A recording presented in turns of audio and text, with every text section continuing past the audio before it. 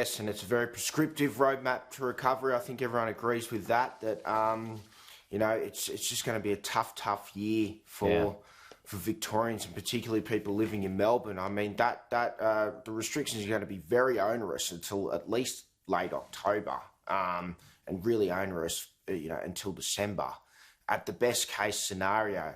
And you're looking at getting to stages where you can, have cafes and bars in a heavily restricted way, have people indoors. The government's requiring fewer than 5 cases a day.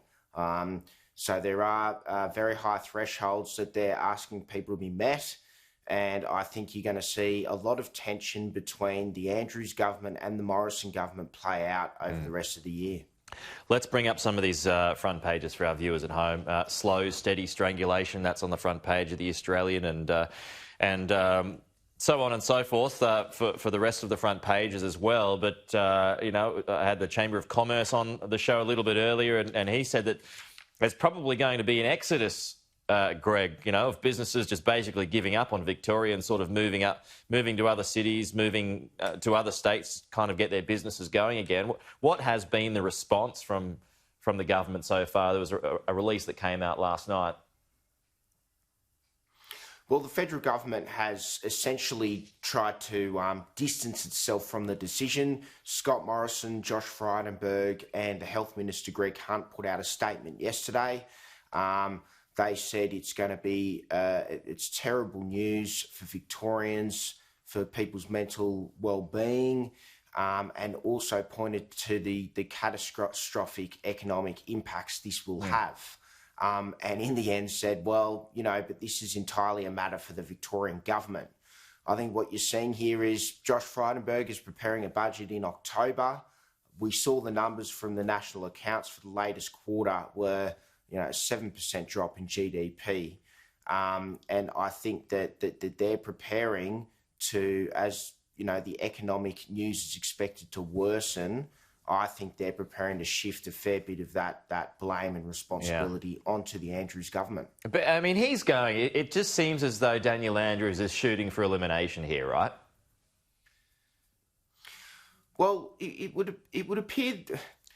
I mean, he would obviously deny that, but if you get into a stage where by the 26th of October you're requiring to get any semblance of normalcy going on in the economy, you're requiring fewer than 5 new cases a day, and then it actually says in the plan that they want a period of 0 cases to be completely COVID normal again. So they may call it extreme suppression, but effectively it looks like they're going to elimination or pretty close to it. So that would be a break in the strategy from what the federal government is going for as well. And I don't see how we talk about living in Victoria normally by the end of the year, hopefully. I don't see when they're going to be able to start opening their borders to other parts of Australia. Yeah, I mean, you keep coming back to the argument when it comes to elimination. I mean, isn't New Zealand the kind of model of how elimination was possible, but then proving that it isn't? Well, exactly. And I think it's shown that, unless we're just not going to let any Australians return home and we're not going to... really, elimination requires a vaccine to do it in a sustainable way. And we've had some very optimistic news this morning that hopefully by next year Australians can start having access to a vaccine. But the elimination strategy is one that's fraught with risk as well.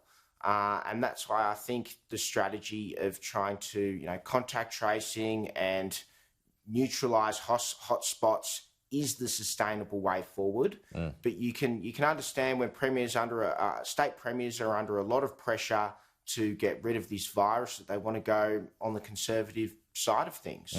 Hey, just quickly onto the vaccine announcement today. Is that just re-announcing the old announcement? Well, it sounds like they've actually got there was a letter of intent, and now they've got a deal, and they reckon it's going to. I mean, having it available by potentially January is certainly news. So, I mean, if that's the case, that's really going to be the panacea. So, hopefully they're very Yeah. optimistic. They sound optimistic to me, but hopefully it comes to fruition. Yeah,